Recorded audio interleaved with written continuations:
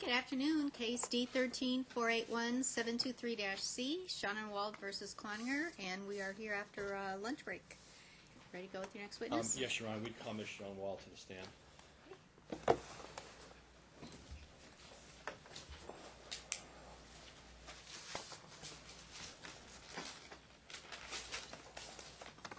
stand and raise your right hand. You do solemnly swear the testimony you're about to give in this action shall be the truth, the whole truth, and nothing but the truth, so help you God. I do. Make sure you speak loudly. I do. Okay. Go ahead and have a chair. State your full name, spell your last name. Heather Schonewald, and it's Schoenwald. Okay. We're typing up here, so that drowns out some of the volume here, and you've got a very quiet voice, I can already tell. So you're going to have to speak up nice and unnaturally loud like you're in a school play, so that our we don't have court reporters, we have video, so they have to catch your voice on that microphone over there. Okay? Okay. All right. Go ahead. Okay, Ms. Schonewald, could you please state your address for the record? Sure. It's 1913 Verbania Drive. And can you describe that residence for me? It's a two-story, four-bedroom home in Summerlin. Okay. And who, if anyone, resides with you at that address? It's myself and my two sons, Cole and Drew. And how long have you resided at that address? Since Cole and I split, so since 2002. And at any time, when, if at all, during the whole period of time that you've been in the United States, have you been illegally in the U.S.? No. What is your citizenship status? I'm a U.S. citizen. And when did you become a U.S. citizen? March 9th, 2018. And what is your current place of employment? Colonial Life. Okay, and what is Colonial Life? It is an insurance company. And what do you do for Colonial Life? My official title is Territory Development Manager. Okay, and what do you do as a Territorial Development Manager? I recruit, train, and develop new managers for the state of Nevada primarily, but I also help recruit, train, and develop managers in the state of Arizona, New Mexico, and El Paso. Okay, and let me just ask you, in terms of your employment, how many years have you worked for Colonial? I started with Colonial in 2009 as a 1099 sales agent, and then I moved into a full W-2 position in 2012, and I've been with the company ever since. And when, if at all, did you file your 2017 tax return? I filed it this month. Okay. And why, if at all, did you file it this month as opposed to April 15th or April 17th? I filed an extension. I was just getting all of my documents together. And how much did you earn from your employment and from all sources in 2017? $76,083, I believe it was. Okay. It's right there. And did you produce some of your tax returns in this litigation? Yes. Okay. And I'd like you to look at Exhibit 4. So I'm sorry, that big black book that I forgot to bring this morning is here now. If you can go to Exhibit 4, which would be Bates stamp HS065. It's Exhibit 4. Yep. Okay. And when you're there, let me know. I am. There? Okay. Yes. What is this? What is the Exhibit 4? My 2015 tax return. Okay. And what did you earn in 2015? $54,347. And then let's go to Bates stamp HS077. What is which is Exhibit 5? What is Exhibit 5?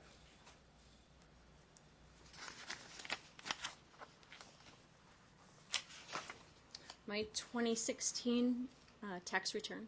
And what did you earn on your 2016-2000 tax return? What was your total income for the year? $75,472.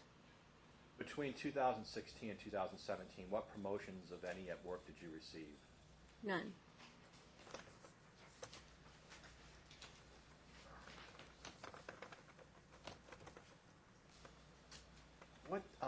days of the week and hours of the week do you work for Colonial? Monday through Friday, 8 to 5. Okay. And in terms of, and we're going to get to the kids in a little bit more, in a little more detail, but let me just ask you, just in terms of your employment, what, if anything, of significance happened on around 2015? I was offered I applied for a position in Tampa, Florida. Okay, let's talk a little bit about that. How, if at all, did Tampa, Florida come up? Well, every single year, my company, all of the leaders of my company, and it's a national company, we go to what's called Leader Development Conference in Phoenix, Arizona. And this is a gathering of all of the managers and leaders of the company, our home office partners, and all of the territory leaders throughout the country. And this is really, we talk about what went well from the previous year and the direction of the company. So it's approximately 700 of us coming together. So it's the most influential leaders of the company coming together. And so you really develop relationships with vice presidents, regional vice presidents of the company, really influential managers within the company. And so early in 2015, I had met quite a few people from the southeast region of the company, particularly two gentlemen, Craig Miller and Matt Reese, from Central Florida, and they had started talking to me about the Central Florida territory. And being with Colonial over 9 years, I had developed a really good reputation with the company, and they told me of the instructor there and his plans to move on and their plans to eventually fill that role. Again, I had developed a really strong reputation. I had never missed a goal. I've always been in the top 10 of my colleagues for my role specifically. And so they were talking to me about this position, and if ever it would come up, would I ever be interested in that position? This would be an amazing opportunity because my son's sister, her mother and grandmother live in Tampa, Florida. So it was a great opportunity to think about.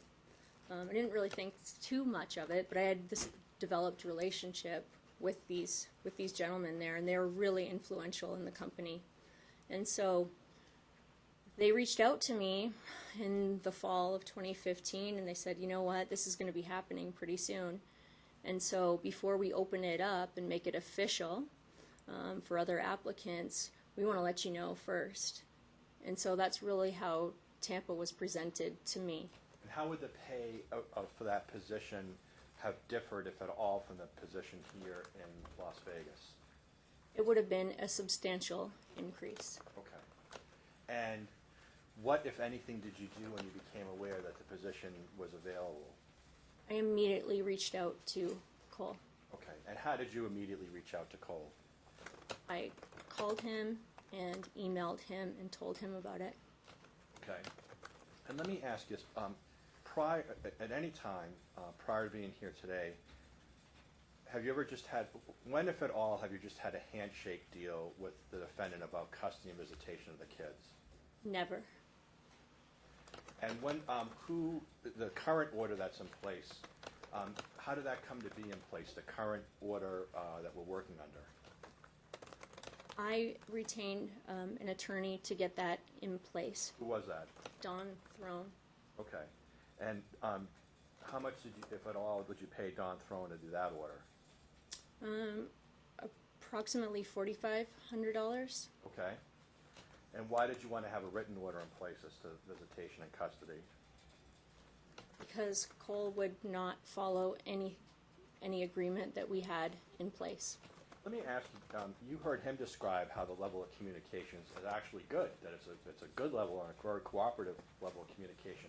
How would you describe the level of communication with the defendant over the years? Hostile. Hostile by whom? Cole.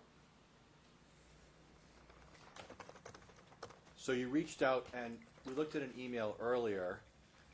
Let me ask, what were you asking Cole about at that time, if anything? Permission to apply. Okay. And what was his response, if any? He gave me permission to apply. He said that this would be my only opportunity. This would be a great opportunity to better myself, that he wouldn't be able to go, but it would be at that time, but to go ahead and apply. It would be great for his then girlfriend or fiance, Shelley, because she would be closer to her family. He had some opportunities in Tampa and that he would be looking at them, and he would try to eventually get out there as soon as he could. Okay.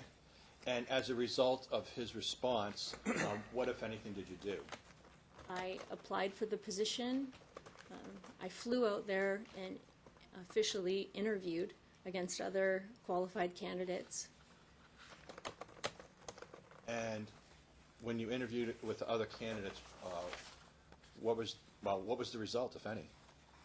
I was offered the position and I accepted. And what, if anything, was the response? And then once you got the position, let me ask you, do you recall, if at all, how much more money it was going to be? It was approximately $20,000 more on the base. Okay. So you get the job offer, and would you have at all, let me ask you, would you have taken the job if you couldn't move without the kids? Absolutely not. How, if at all, did you make the defendant aware of that you wouldn't take the job unless the kids could go, if at all? I was working with an attorney here. I wouldn't do it unless I was going to do it legally through the courts. So I was working with an attorney here. And who was the attorney that you were working with? Christopher Tillman and his paralegal, Kathy Gentry. And did you pay them money? Yes. Okay. Well, no, I didn't. I did not pay them money. We talked about an agreement. I paid them. Yes, I did. I paid them a consultation fee. I apologize, but the agreed upon retainer just to make the change was $500. Okay.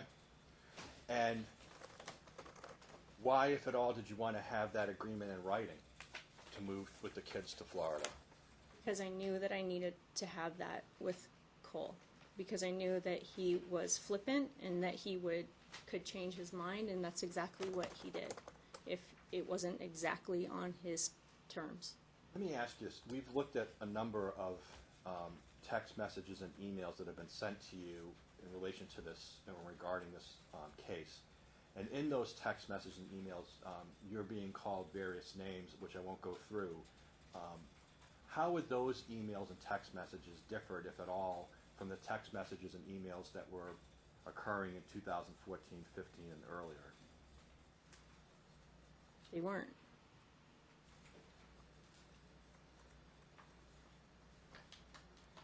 So you have a job offer making $20,000 more in base pay in Florida, and you've flown out there and interviewed. Why didn't you take the job? I did accept the job. Okay. I even toured a elementary school. I was about to sign a lease. I had the moving company lined up to go. Everything was in place. We were changing our current order. Everything was ready to go. Okay. So what happened? Cole refused to sign the order. He refused to change it. He threatened. He said, "Absolutely not. I won't. Try and leave the state with the kids." And We looked at a text message earlier referencing, let me strike it. Did he tell you in writing that you couldn't leave? Yes. And how did he tell you in writing that you couldn't leave? Exact words, but he did tell me in writing. I'd like you to take a look if we can go to the book. Told me to stay here. Yeah, I'll wait for you. Okay, let's look at Exhibit 3. So it's in our book, and I'll get you the date stamp number.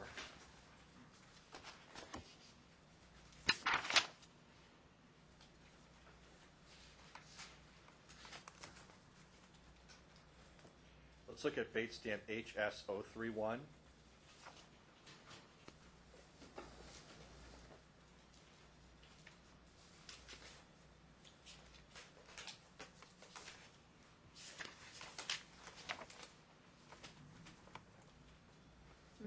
Okay. Now, you know what? Yeah, you've heard his testimony indicating that he actually gave you permission to move, remember? Yes. Okay. And he points to some text messages that he sent you. Do you recall that? Yes. All right. Let's look at bait stamp HS028. Start there. So same exhibit, just a few pages back at HS028. See that? Yes. Okay, did you get that text message from him? Yes. And what's the date on that text message?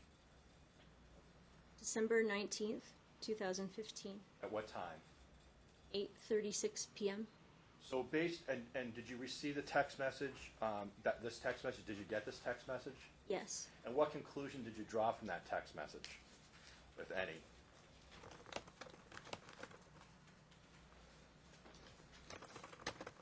Go ahead and go. Okay. Did that change? Yes. Okay. And let's go to bait stamp HS031.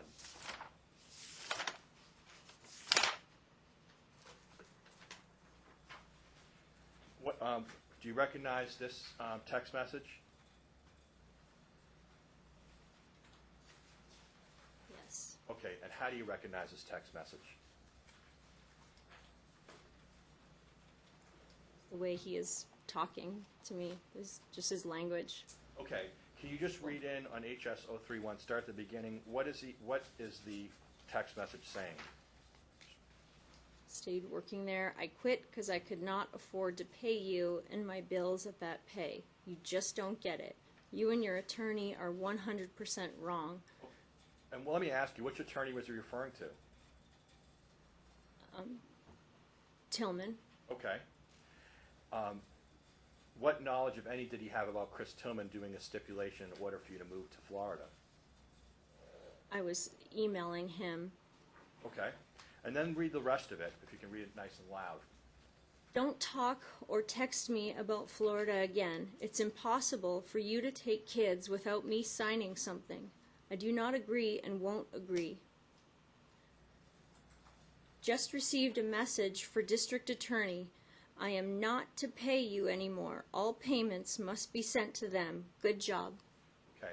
Have you ever seen, I'm just asking, when, if at all, have you seen any text message or email from him dated after December 21st, 2015 at 6:09 p.m. saying that you could move to Florida and take the children with you?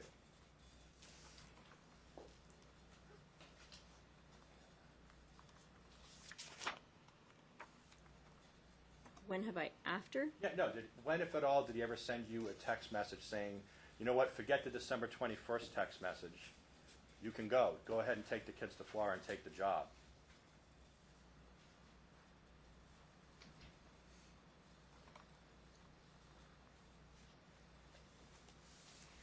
Do you not understand the question? Okay. You have a text message that says December 21st, 2015, that one you just read to me, right? Mm-hmm. Okay. What conclusion, if any, did you draw from that text message? Now you can't go. All right. Okay.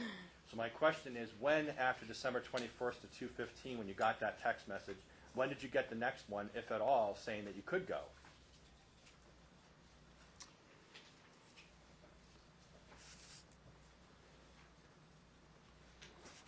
I don't recall. Did you ever get one? No. When, if at all, did he ever tell you that you go ahead and take the job in Florida after getting the December text message, December 21st text message? I don't recall the date. Let me ask it this way.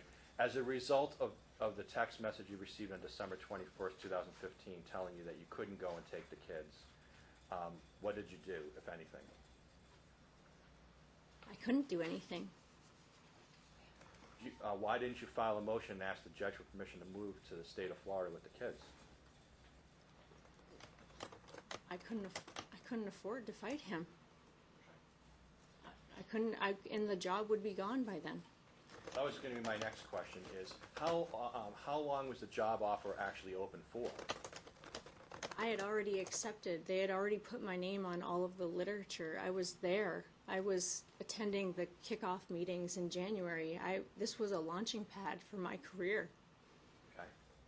Every person in Florida has since moved on. As a woman, I faced corporate humiliation because of this. I accepted that job, and I still haven't been able to receive promotion because of this corporate humiliation of Tampa. Let me ask you this way: what discussions, if any, did you have with Chris Tillman about attempting to come to court and ask for permission to move the kids to Florida? I did. Okay. And he advised me that it would take 6 to 12 months to try and go through that process. If I had another job offer, but Tampa would be long gone, they had to have that position filled immediately. They wouldn't hold the position for 6 to 12 months. How, if at all, did your employment change then in Nevada after you didn't go to Florida? They had already opened my position here in Nevada. They were interviewing for it, but thankfully, like I had mentioned, I had built such a strong reputation within the company that against all the candidates here, they allowed me to come back and keep my position here in Nevada. So I'm forever grateful to Colonial for that. But that was humiliating because I had a going away party. I had made a formal announcement to the company that I was leaving. I had to rebuild the trust with the Las Vegas team and managers. It was, again, corporate humiliation. The testimony from the defendant was that he actually told you could go and you just chose not to go. Can you comment on that? Bold face lie.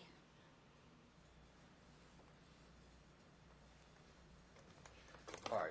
So you stay here in Nevada at the same job that you always had. And what was the defendant doing? What kind of job did he have from 2015 until close to the end of 2017? What was your understanding of his employment, if any? He was working his dealer automotive group and Henderson Hyundai. And what was the child support requirement? $1,840 per month. Okay. Was he paying it? Yes. When, if at all, did you put him on the district attorney to pay through the district attorney?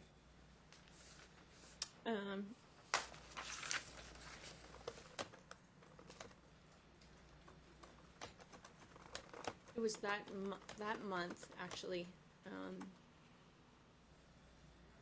in December of 2015. And why did you put him on child support to pay through the district attorney? There was that month that he didn't pay the full amount. Okay. Let me ask you, in terms of the kids' school, where do the kids attend school? Cornerstone Christian Academy. And when did they begin attending school at Cornerstone Christian Academy? 4 years ago. And what grades are the two children in? If you could just give us the names and grades that each child's in? Cole is 9 years old, and he's going into the 4th grade. Drew is 7, and he's going into the 2nd grade. Okay.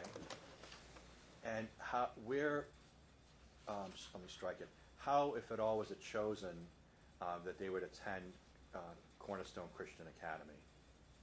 They attended Shadow Hills Preschool Okay. as toddlers, which is also a Christian school, preschool, and it was recommended to go to Cornerstone.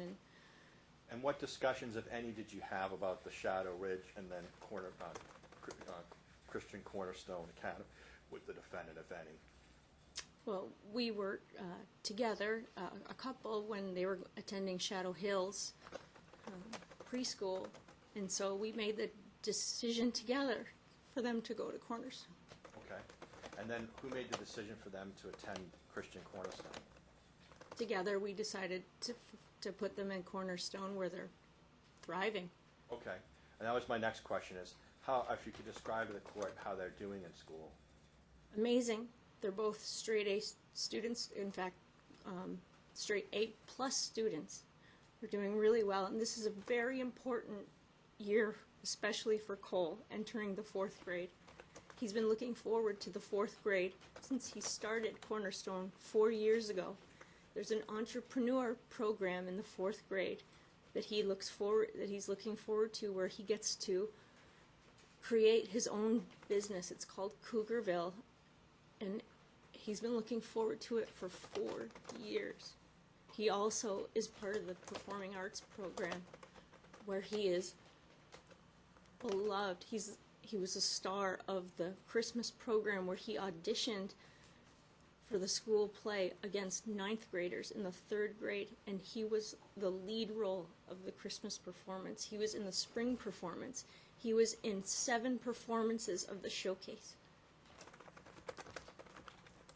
Tell me about your other son, how he's doing in school. Drew is thriving as well. Even on his report card, his teacher said that he has no shortage of friends, and he is an integral part of the school, where he latches on to new kids and makes them feel welcome.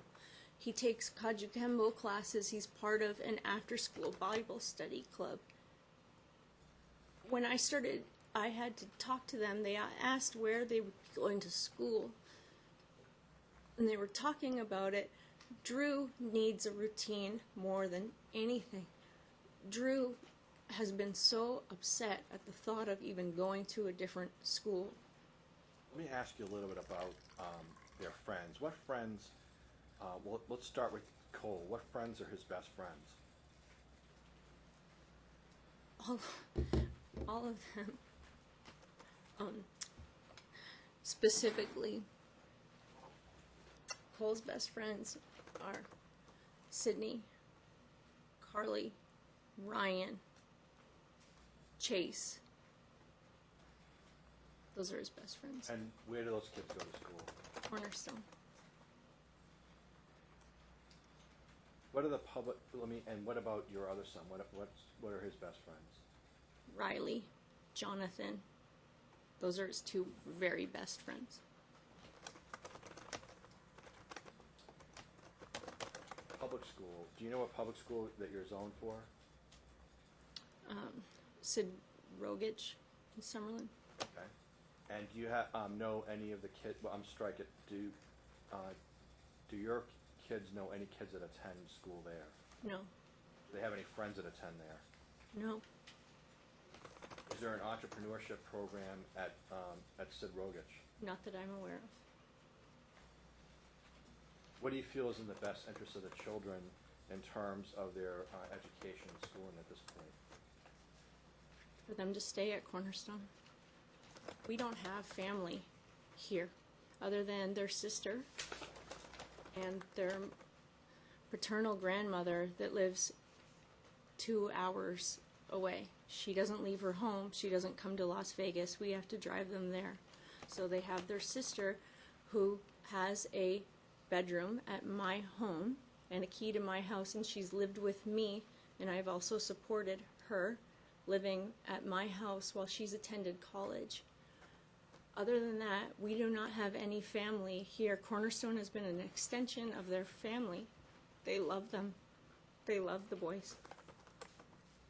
Let me ask you a little bit about child support in this case. When, if at all, what is the current order for child support? $1,840. And when was that put into place, that amount? 2013. Okay. And when, if at all, did you stop receiving $1,840 in child support? December of 2017. And how much child support have you actually received for December of 2017? 0. You've completed an amended schedule of arrears for this court. Is that right? Yes. And you've asked the court to hold the defendant in contempt for not paying the child support. Is that right? Yes. How much does he owe, not including interest and penalties, in back due child support? $9,800 and. May I see it? Sure. Let me just ask you. He already agreed. It's Okay. 9,405. He already agreed. Okay. And how much have you paid in attorney's fees to be here today? $3,200. And how did you get $3,200 to do all this case? I pulled out a loan from my 401k. Do you owe more than $3,205? Yes. Do you know how much you owe? Not the total. Are you asking the court to award you attorney's fees? Yes. Let's talk a little bit about the end of 2017. What, if anything, happened of significance towards the end of 2017 in terms of the defendant and yourself? The end of I'm sorry, the beginning of 2017.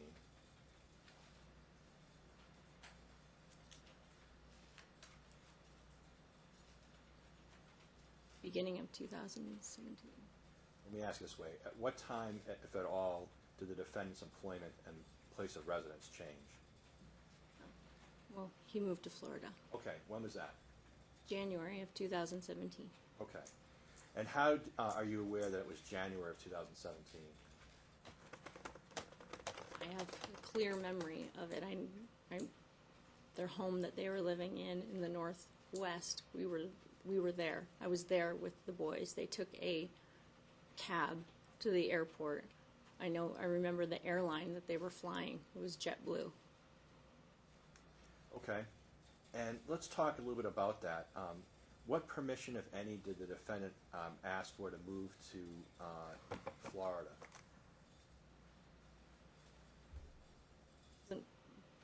Permission. He didn't make any changes to our current decree. How did you become aware that he was going to move? He told me. When did he tell you? Do you recall? December of 2016. Okay. And do you remember how he told you that he was going to call, that he was going to be moving? We were all discussing it. We talked about it. Okay. And did he tell you why he was moving to Florida in December of 2016? Yep, because he couldn't pay his bills. He had a huge IRS tax bills. He didn't have any money. He had to go down there to work. Have you had a chance to look at his actual 2016 tax return? Yes. Have you had a chance to look at his 2017 tax return? Yes.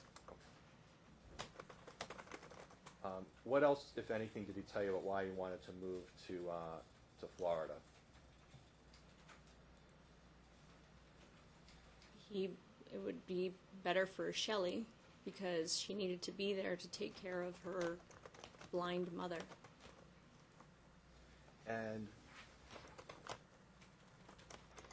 why did you believe he was moving to Florida? What was your belief about it? So that he could get a job at this dealership. Okay. What promises, if any, did you make that you were going to move down to, let me strike it, where in Florida was he going to live? What was your exact understanding as to where he was going to live in Florida? Fort Lauderdale. Okay. Did he end up living in Fort Lauderdale? Well, he said Margate, which I believe is an area in Fort Lauderdale. Okay. And do you have a good understanding of Florida geography, of where that, how you would describe that, where it falls in the peninsula of Fort Lauderdale? Generally, yes. Okay, where is that?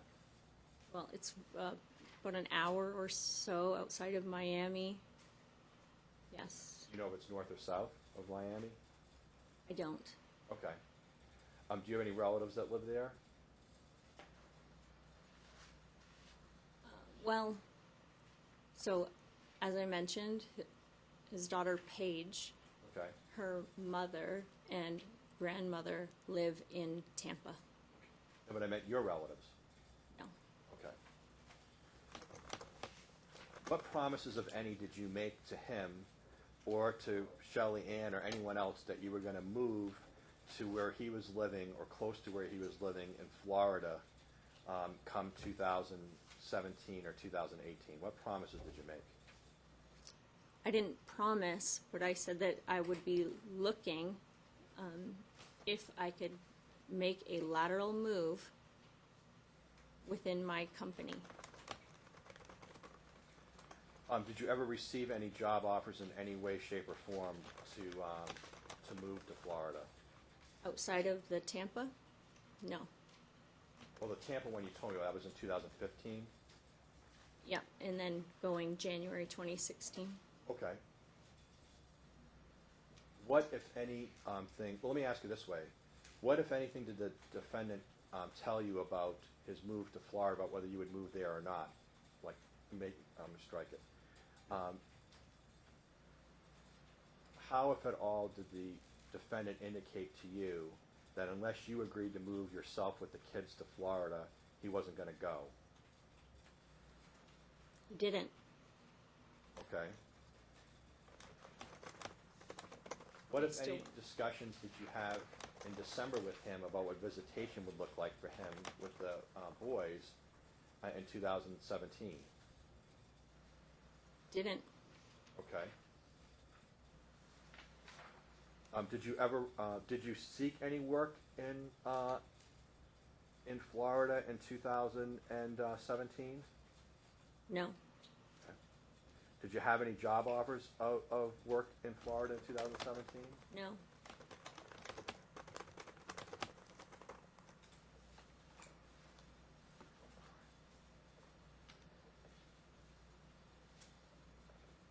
Was there ever what discussion, if any, was there to you moving to Orlando in either 2016 or 2017? I discussed it as a possibility, When? but with Cole and Shelley. I discussed it with them, but again, it would all hinder around me having a job there. I've always been independent, and I would never, ever leave my career of 9 years where I'm providing the health insurance for both boys, myself. I have a vested 401k match from my company. I would never just pick up and go without having secured employment first. And I was very, very clear about that. And at that time, I had started my immigration process here, and I was also very clear about that. Okay. Let me ask you this. In terms of the health insurance, and that was going to be one of my other questions, what was the agreement as to health insurance in your order prepared by Don Throne? Cole is required to provide health insurance for the boys until they are 18, and he has been refusing to pay for that since he quit his job at Henderson Hyundai. So I have been paying for it for them since July of 2015. And is the amount that you pay for the boys for health insurance listed on your financial disclosure form at this court? Yes. Are you asking the court to make him pay you that amount because he hasn't paid it for all these years? Yes. Was there ever any subsequent order saying that he didn't have to pay the insurance? No. What writings, if any, in any way, shape, or form indicate that he was relieved of the burden of paying for the medical insurance for the boys? I sent Cole, and he demanded that if I were to claim the boys on my income tax return, that he wanted to have a $1,500 relief towards any health insurance premiums that, or any health insurance that he would have to pay, any balance. So And when that's was- it, the only writing that I have And when was that? for 2016. And did you take the kids as a deduction in 2016 on your Yes, taxes? and 2017. But in our decree, it states if it's not an advantage to him in any way, then I would be able to claim them on my taxes. So I would like to have them. All right. Let me ask you just in terms of this case. So there's some allegation that there was a deal and that you received some kind of email claiming that there was a deal and you wouldn't sign it. Is that true? That is true, that I wouldn't sign it. As you said, it's some sort of wish list that he had, and I wouldn't even open these emails from him because they're so absurd. And when did you actually receive some email from him that he's referring to saying there was a deal? I believe it was in February after he had left. There's one in January, and I think there's one in February, and he's quoting some legal things in one of them in January. Okay.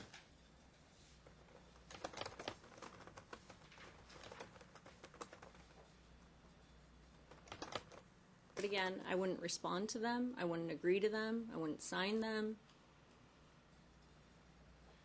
Let me ask you this. Did he get visitation with the boys in 2017?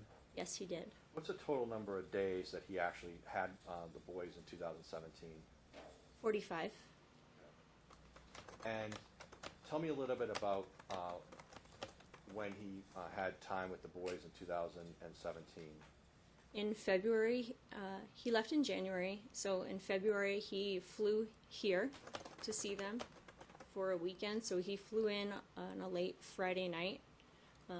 So he was with them all day Saturday, and then he left on Sunday. By the way, when you flew in and saw them, what else did he do with the boys that weekend? Well, we saw that he put them in Kids Quest. Not sure what else he did. And then April, I flew them, April 7th through the 18th. That was when I stayed with them because I really wanted to, and the boys wanted that as well. They offered, and I stayed with them the first couple of days to get the boys acclimated to staying at Shelley's resident, or they're saying her mom's, but I'm not really sure if it's Shelley's home or the mom's home. You know whose name's on the title? I don't. So I did stay there the first couple of days of that 12-day trip, so 12 days there, and then I stayed at a hotel, and then even during that middle period, Cole was at work, and I'm not sure what Shelley was doing, but during the day, a few days, Shelley would bring the boys to the hotel so that they would be with me at the beach. So I was still watching them during the day. And then the last 3 days of that 12-day trip, I did stay at their home with them. And then in May, for those 6 days, Cole and Shelley had the boys for 3 of the 6 days, and then the other 3 days they were with me in Florida. Then in July, I did, as you did point out, he did get them for the 3 weeks, and that's. Was there any time that he was demanding the kids or asking for the kids that you didn't give them in 2017? No.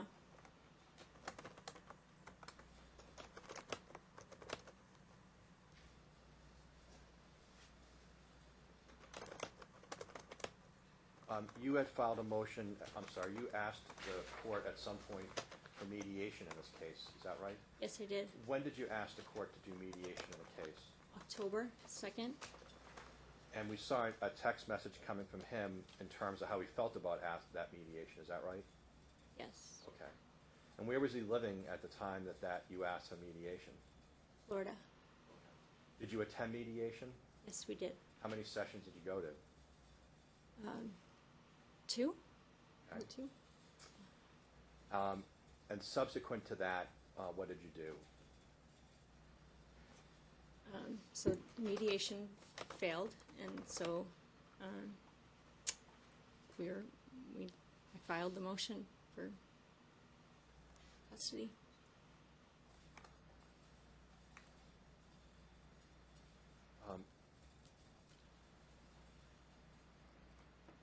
We're alleging that,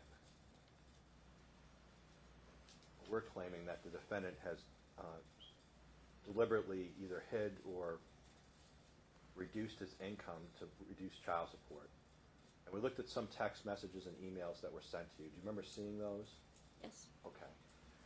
Other than the ones that we saw and that we already went through in court, were there other times, or have there ever been any other times that caused you concern about his claims in terms of income? Yes.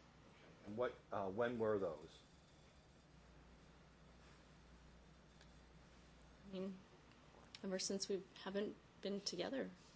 Okay. Well, tell me what, in terms of the income and the finances, how that would come up between now and when we have the text messages from November of October and the summer of 2017.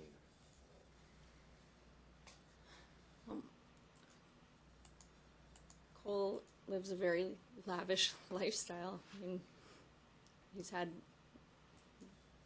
beautiful homes and cars and everything, but he doesn't ever want to.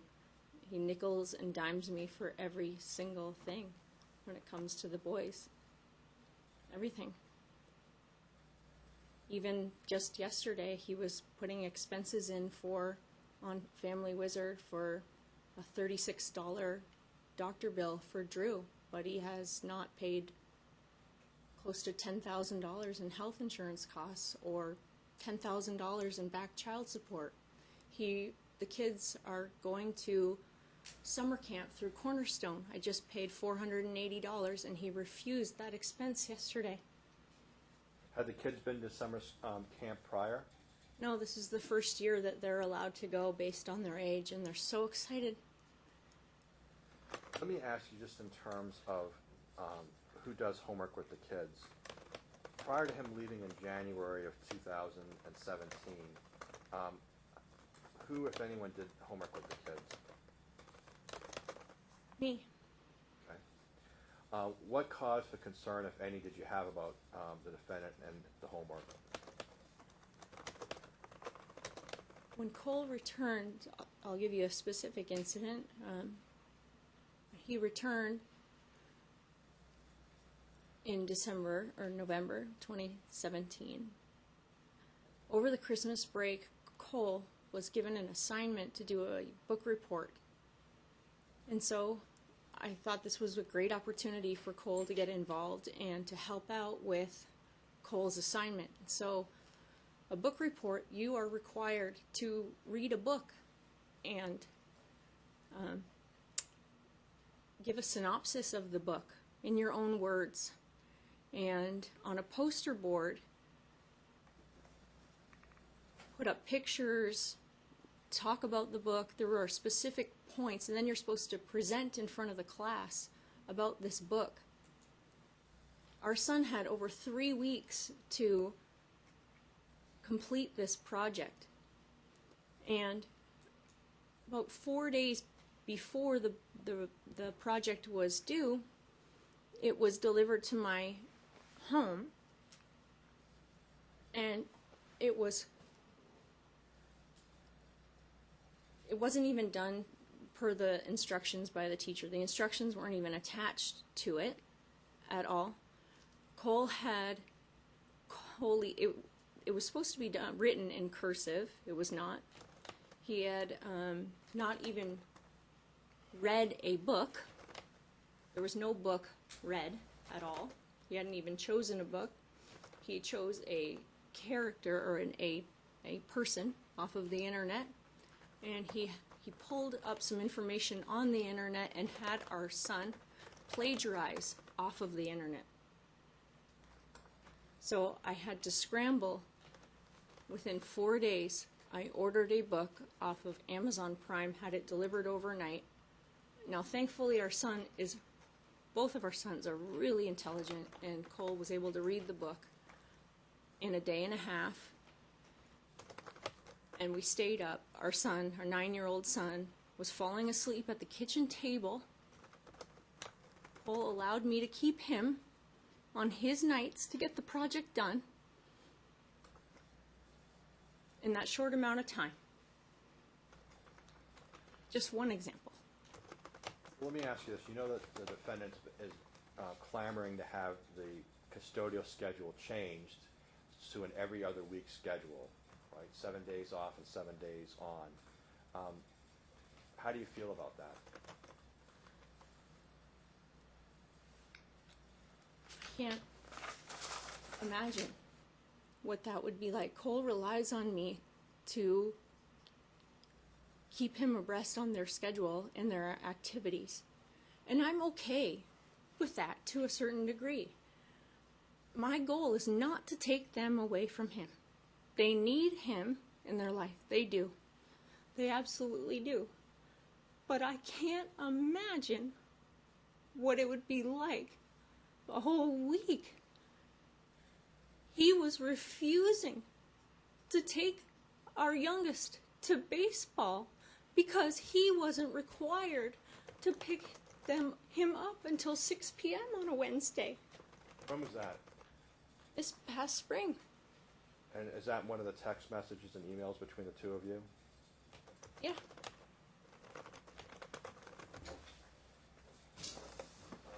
I'm sorry I cut you off as to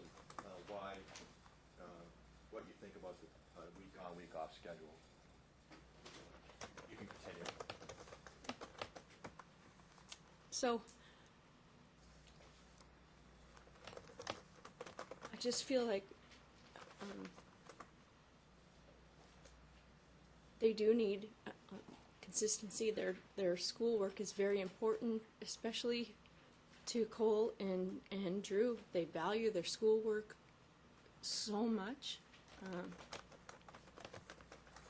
I don't feel as though Cole values schoolwork as much. I think that Cole utilizes video games as a babysitting tool at his home. Let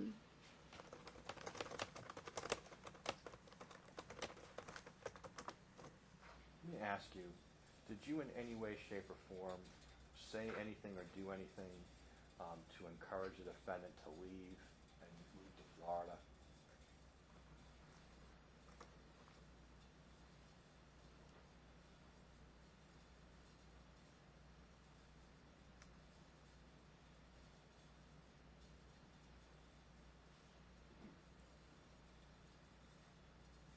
Cole left on his own accord.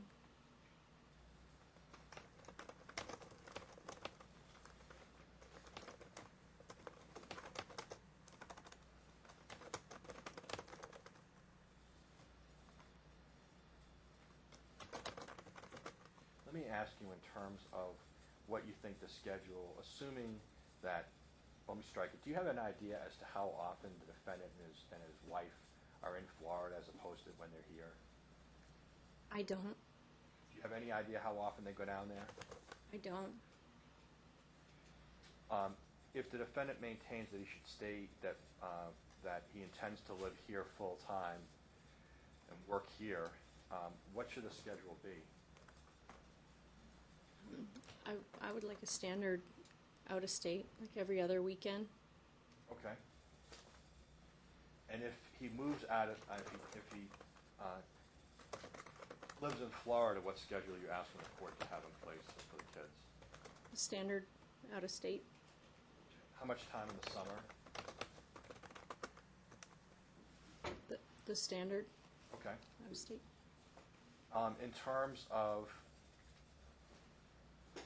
In terms of this case, sorry to ask it this way.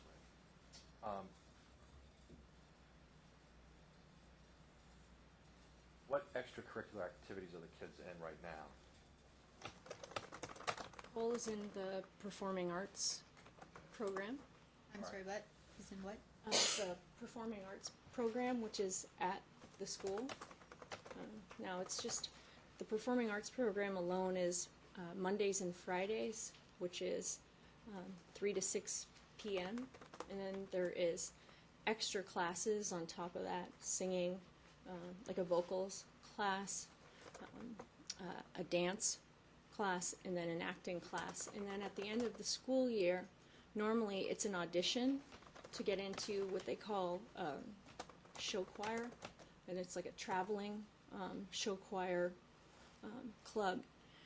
You have to audition to be into this. They told me that they don't do this, and I have the emails to support it as well, but they personally invited Cole because they believe in his talents for this.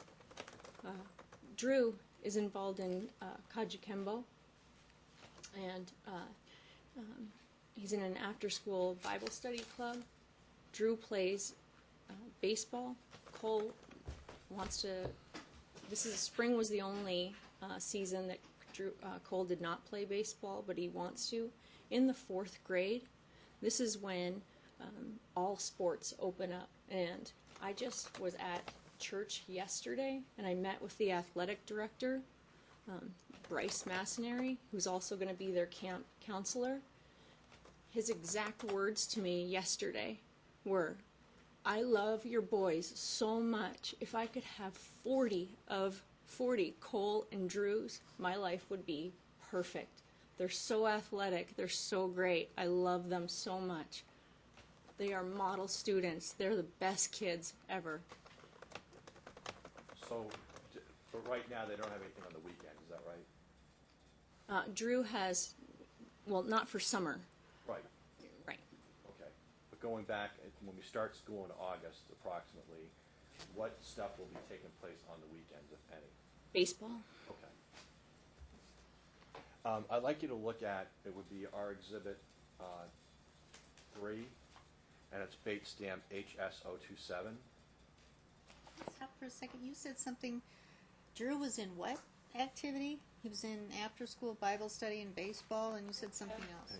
Kajukembo, it's like a mixed martial arts. I heard you say kettle. I didn't know what you said. What did you say? Kajukembo. It's Could you spell it, please? Kujukembo.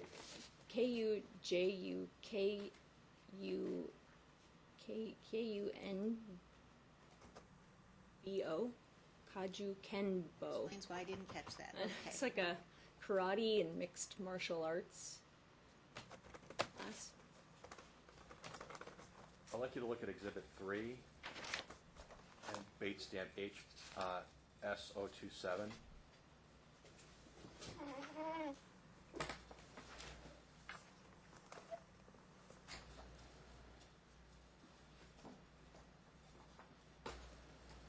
Okay. And did you send this? Yes. And when did you send it? December 2nd, 2015. Okay. And I just want to get to the middle of it. Said we could simply sit down, as you suggested, and amend the agreement here with an attorney. Simple. You see that? Yes. And then it said it's much easier for us to get along and work this out together like adults. Do you see that? Yes. And then the last line, it said it references that there's tension between the two of you at that time. Mm-hmm. Yes. Okay. And then it says, please let me know as soon as possible. Do you see that? Yes. And then just looking at HS031.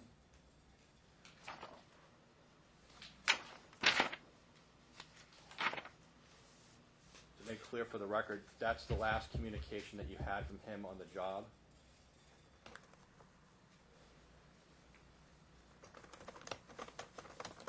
I believe so, yes.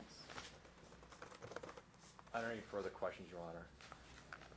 I was wondering if it'd be possible, could we take like a 5-minute break? I apologize, but, Yeah.